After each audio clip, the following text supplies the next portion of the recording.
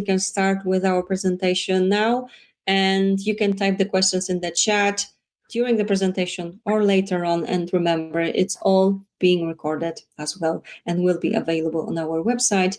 And now I think we are ready for the presentation, right? Okay. Let me know if you can see it. Yes, it's okay. Perfect. Thank you so much. Okay, thank you, Caroline, for your kind presentation, for the opportunity to stay here.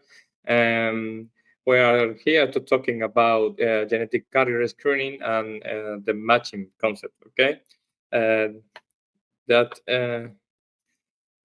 you can see here, genetic matters. And to illustrate this, here are some data. Okay, we have about 20,000 conditions with genetic basis. 10,000 of these conditions are sorry, are genetic condition that involves a inherited manner that we call autosomal recessive or X-linked inherited pattern. These are diseases that can be transmitted even if there is no family history and both partners are healthy. Together, these diseases affect approximately 3 out of every 1,000 newborns. Okay, 3 of each 1,000 newborns are affected by these conditions. Up to 40% of pediatric emergencies cases and up to 70% of pediatric hospital admissions are from genetic origin. That resume in one thing that here 2 or 3% of the couple have a high reproductive risk. In practical terms, that means that 1 in 40 healthy couples have a high genetic risk. That means that without any clinical history, they have chance to have a child affected by one of these diseases. To put this data into context, this slide shows other conditions that can worry any couple. One of the greatest fears of the couple is the risk of Down syndrome. But when we look at the data, we see that the risk of having a child affected by recessive or X-linked genetic disease is actually higher than the risk of having a child with Down syndrome. This is only an example of the, I call it marketing filter, okay? To put in context this data, okay? It's more common that you can have a child with a recessive or X-linked disease than a Down syndrome. Here, okay, I would like to review briefly how hereditary diseases are transmitted. Okay, humans have 2 alleles for each gene. To simply, one inherited from our father, and another is inherited from the mother. Sorry. Regarding inherited disease, we can distinguish at least 3 main types. First is this one, autosomal dominant condition, that these conditions occurs when the patient has a pathogenic variant in just one of the 2 alleles. This is enough to cause the disease, so carriers of this variant will develop the conditions. The pathogenic allele is transmitted to the 50% of the offspring, okay, meaning that half of the children, regardless of the sex, will inherit the variant and will develop the disease. This includes Huntington's disease, Marfan syndrome. These conditions are generally out of the focus of the carrier screening because patients usually already know that they are carrier, and in the most of the cases, they are with the disease. Let's talk about autosomal recessive condition. That is this manner of inherited patterns that happen when a child inherited a pathogenic variant in both copies of a gene. We can see here that both members of the couple, the father and the mother, have mutation in the same gene. In these cases, 1 of 4 of the children, 25% of the children, had the chance of being affected. And this is very important because there is no clinical, there is not necessary to be history or familiar history or clinical history in the family. We only can detect this, or it's possible that detect this kind of disease when the child born. Okay. And the last one is the X-linked conditions. That is a little bit different because you remember the males have one X and one Y chromosome, while the females have two X chromosomes. This means that males are more likely to be affected because have only one X chromosome. And females are usually carriers. They die because they have two X chromosome, and they and for this reason they don't show symptoms or might have mild signs. For each child of a carrier of a mother, have a chance of 50% of sons will be affected, and 50% of daughters will be carriers. Okay. Yeah. Sorry. Yeah. What is a genetic carrier screening? Fortunately, thanks to today's technology, we now have tools that allow us to minimize the risk of having children affected by this genetic disease. This is especially important because most of these conditions are severe, disabling, and currently have no effective treatment. Therefore, the most effective way to address them is before conception. This is where genetic carrier screening plays a crucial role. With a simple test, we can identify couples at reproductive risk, and in this way, prevent the birth of affected children. These are three of the most effective tools for detecting genetic disease, ranging from the simple paper and pencil approach to collect a familiar history, which helps to identify dominant inherited patterns, to the most advanced technology in molecular biology, such as next generation sequencing, that's called NGS. You know, is NGS is the most powerful tool that we have today to detect genetic disease. And we should not forget other important technique like karyotyping or MLPA or TP-PCR that help us to detect genetic variant that NGS cannot identify right now. Okay. Genetic carrier screening, we have some questions. Two of the most important questions are these two of here. As we need to select the right set of disease to offer couples a good balance between genetic security and cost, and above of all, to use common sense. Today, it's technically possible to sequence almost every gene in the genome, but it doesn't really make sense to do so, at least not yet. And I want to show you why. This question is not easy to answer, really, and I don't think that there is only a single correct answer. It is essential to follow the recommendation of international societies and to draw on each group's experience in performing this kind of testing. If we follow up the international societies, this slide summarizes the most important recommendation for these societies. With this criteria, we can answer one of the questions we raised earlier. It's not necessary to study all disease because many of them do not meet these criteria. The criteria are based in the prevalent and severe recessive X-linked hereditary disease. This must be chronic, severe, and progressive disease with sensory, motor, or intellectual involvement and with a clearly established phenotype. Phenotype is the way that the disease expressed in an individual. Variant of clear biological significance describes as pathogenic or probably pathogenic. And variants, right now we use universal carrier screening instead geographical origin of the donor. And it's the same and important that not all genetic variants are straightforward. Why? Because there is some recommendation to exclude disease.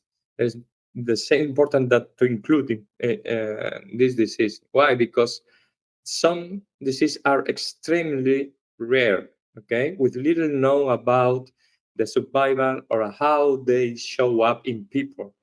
Others causes very different symptoms, even within the same family. Some variants increase the risk of the disease, but don't guarantee that you develop this disease. And there are variants linked to dominant mitochondrial, polygenic, or early-bearing conditions that have to be excluded, as well as variants of unknown significance, where we simply don't know what are their effects. The takeaway is interpreting genetics is complex, okay, and it requires experience, context, and caution.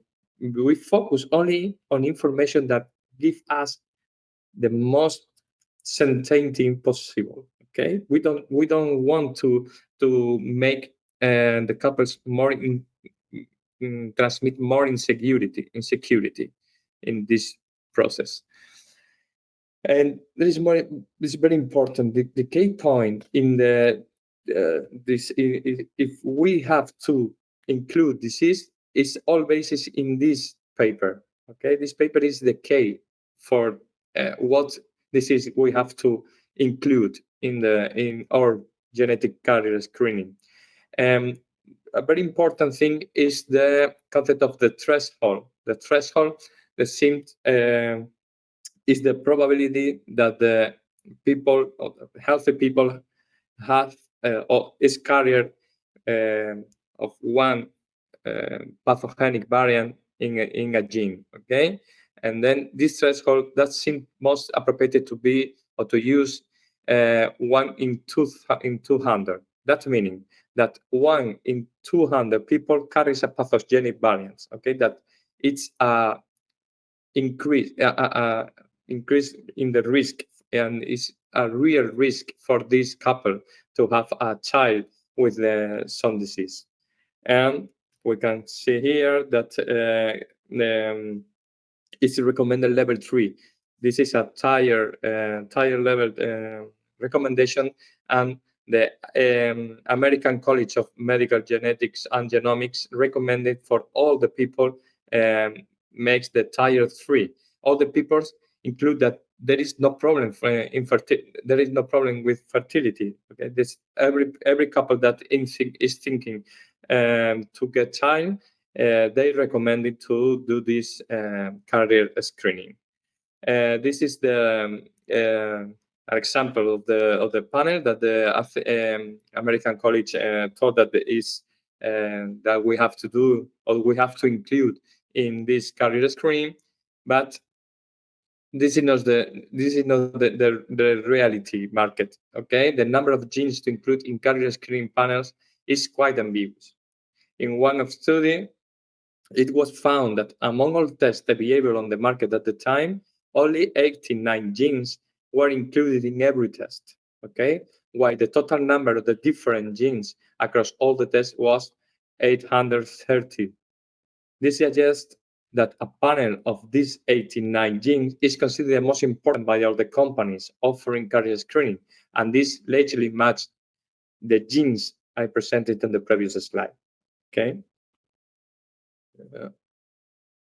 and much is better. More is not always better. We need to focus on including actionable genes. That is, in this graphic, I represented the number of genes and the probability that an individual have at least one pathogenic variant. Okay, if we study 15 genes, there is probably about 20%. That we are here. If we study 550 genes, the probability to get to carry a pathogenic variant, it's 84%. This information is useful when deciding when we are deciding what kind of test we have to do. If we do it sequentially or simultaneously in the two couples, the two members of the couple. And another question is when and how to do the carrier screening.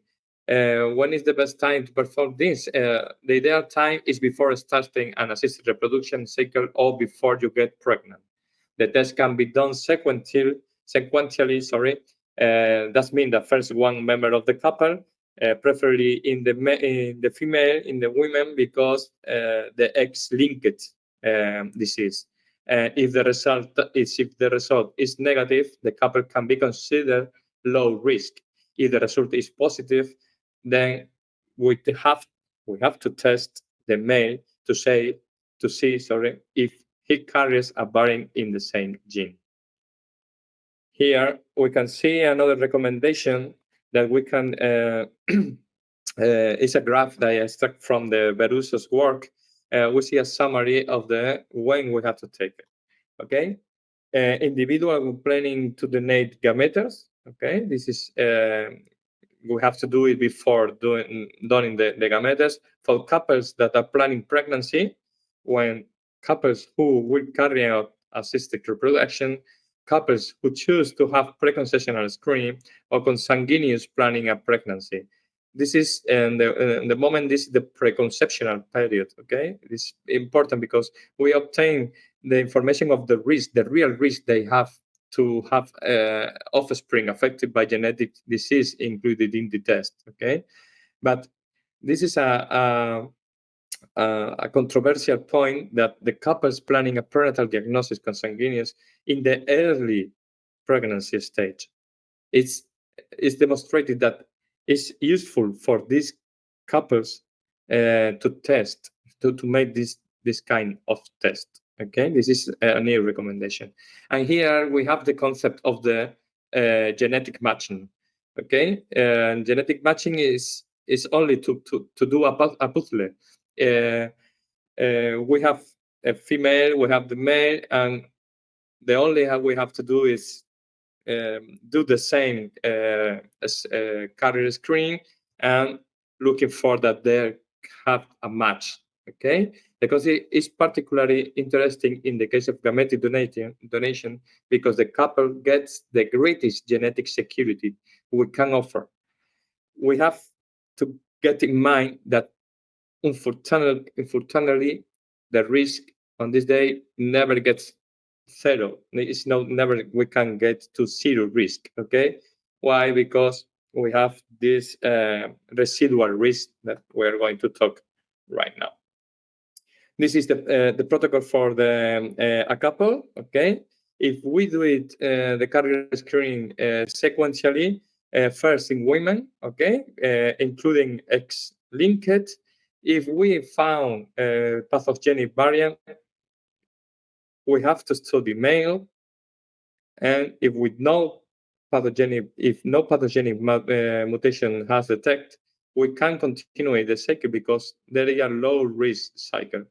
When we study the male, there is no mutation in the same gene. This is important. The male maybe is a carrier of a pathogenic variant, pathogenic mutation in another gene. But if the mutation is not in the same gene, this is a low risk. We can continue the cycle. See, if the male have mutation in the same gene, we have a high risk couple, and we have two options: to go to the gamete donor, change one of the gamete or sperm or oocyte, or we can do an PGTM, pre-implantation genetic test, to select the embryos that don't have the embryos that will not develop the disease. Okay, and if we are in a donor sorry, if we are in a gameted donation, the management of this cycle is a little bit different. Okay, we have to do the carrier screening, the same carrier screening to the donor and the patient, and if the patient no pathogenic variant on the gene, they are compatible, and we take into account the residual risk.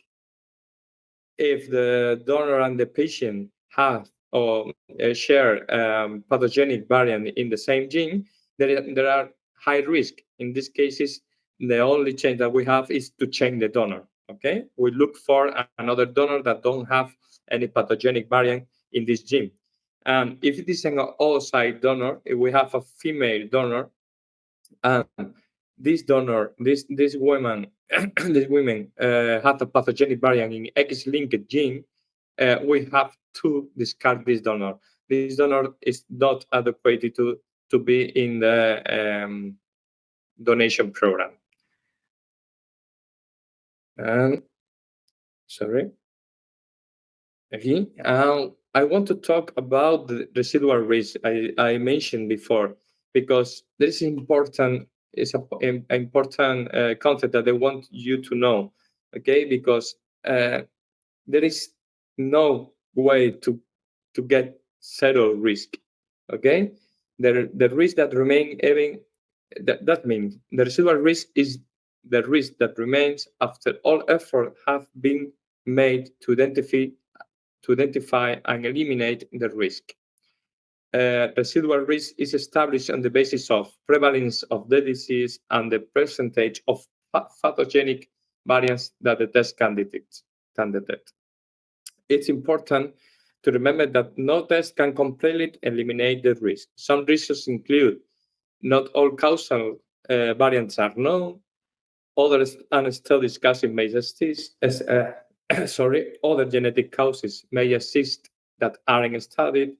Hairline mosaicisms or the novel mutation exists can appear, and some variants may not be covered by the test. And there are some technical limitations, like high sequence homology, pseudogenes, or homologies. That is a very complex genomic region that is very difficult to study.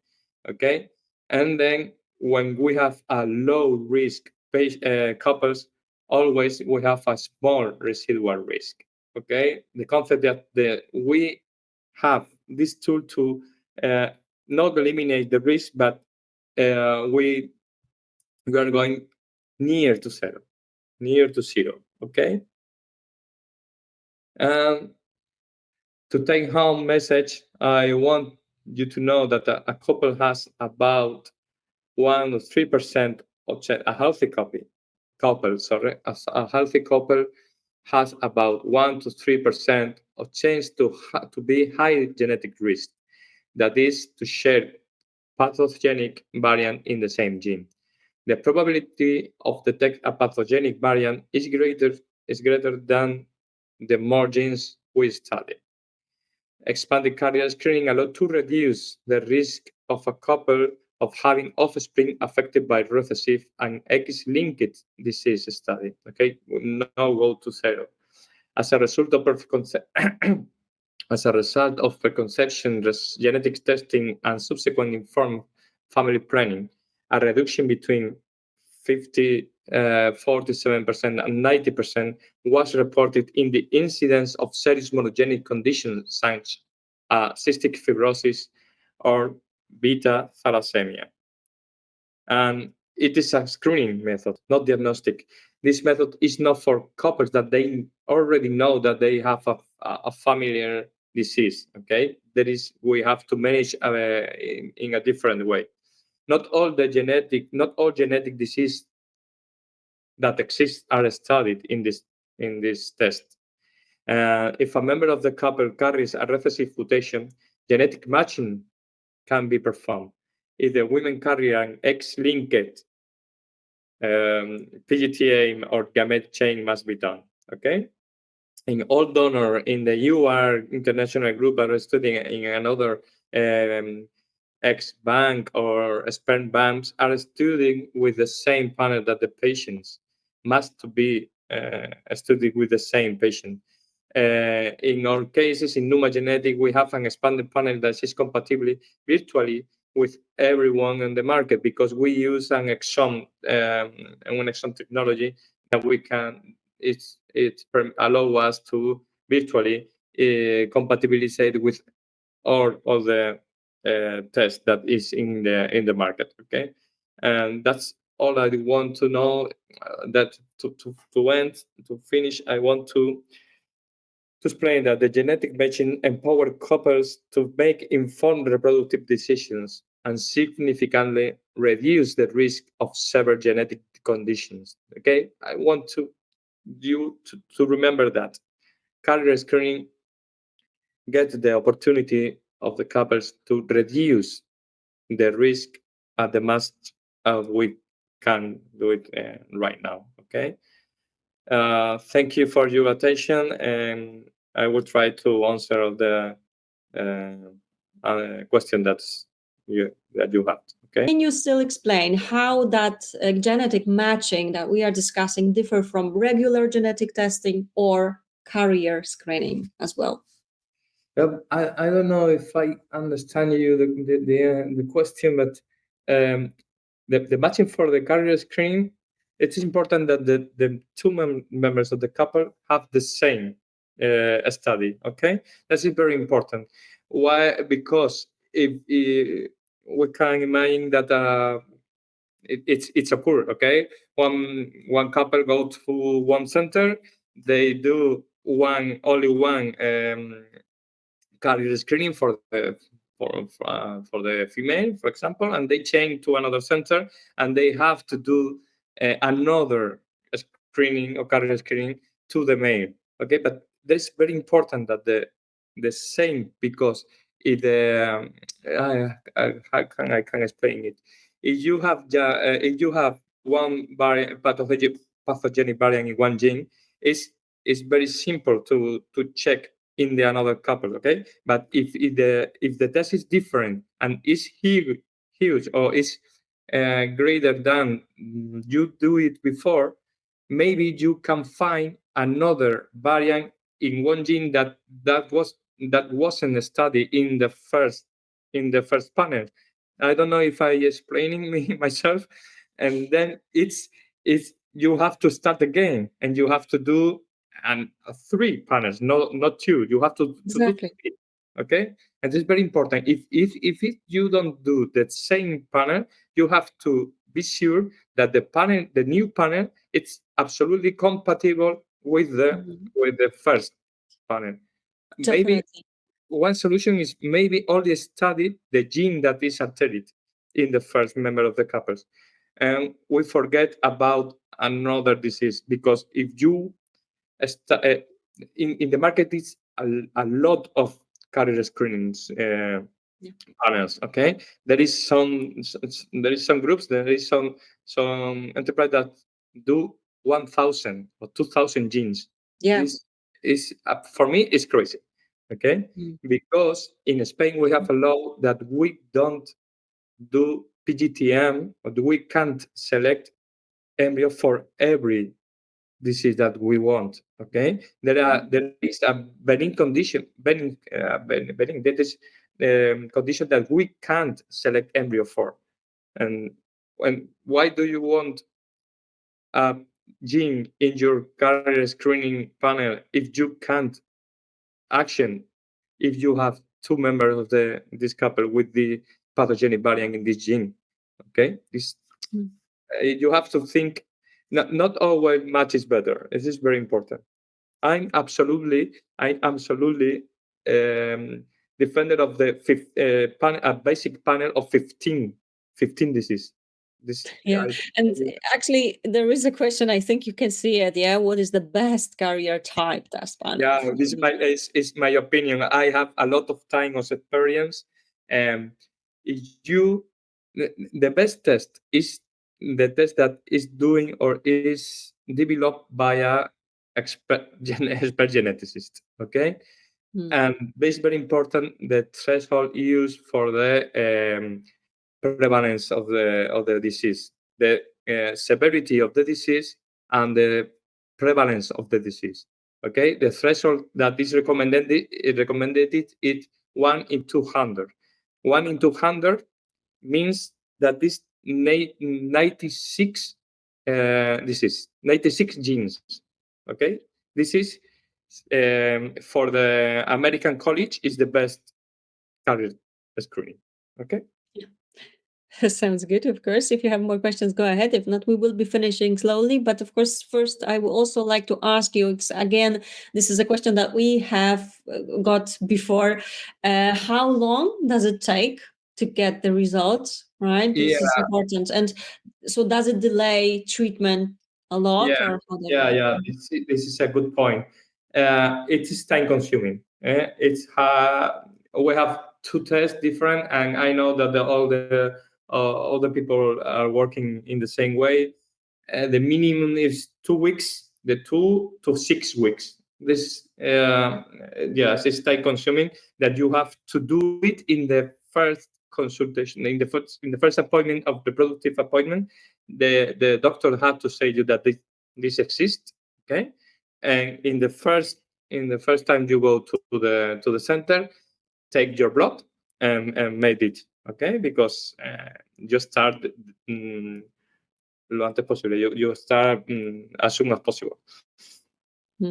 Yeah. Okay. So you always need to keep that in mind as well. This is important. Thank you so much. And I don't see more questions, so we will be slowly finishing. However, I just want to remind everyone that if you would like to get some more details, you can always get in touch with us directly. We'll be happy to forward any questions to the team.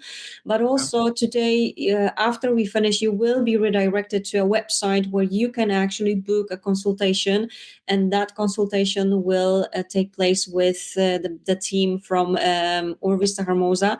So I'm sure they will be happy to help you. So all you need to do is just answer 5 questions with your details, and you can get a free online consultation as well. So I think it's worth to try if this is something that, if you have more questions, of course, I think it's definitely worth it. You can do it right after the event. You will be redirected to the website. And I guess we will be finishing for today. Thank you so much. I think it was very informative. Dr. Urbano, thank you so much again. It's lovely to have you back here, for sure. We should discuss those topics like on genetics definitely more. This is still something that we can ask more and more details about. So thanks a lot. Before we finish, Dr. Urbano, any other things that you would like to add? No, I only want to remark that there is no. I was reading again the question about Mary. There is no best carrier test. It's my opinion. Okay, there is every carrier test in the market is a good carrier test. But it's very important that you have, if it's possible, to get a pre-test appointment with a genetic counselor. Okay. Definitely. Thank you so much. Glad that I see your comments here. So thank you so much. It's really great to see that you found it useful. That's we are here for sure. Okay. Apologies from my side. Something wasn't working, and I'm glad that in the end you are able to hear me as well. And well, you know that we will be back with some more events. So Antonio, thank you so much. It's lovely to have you. And I'm really looking forward to some more events as always. It's always informative. It's always useful. And I hope you will all have a good evening and can rest a bit as well. And tomorrow we will be back with some other events. So there are more topics to explore. So please go to myivfnx.com and take a look at what we are preparing for you as well. Okay, there are more events coming up for sure. Thank you so much, everyone. Take care and have a lovely evening. See you. Bye. Thank you. Bye, Caroline. Welcome to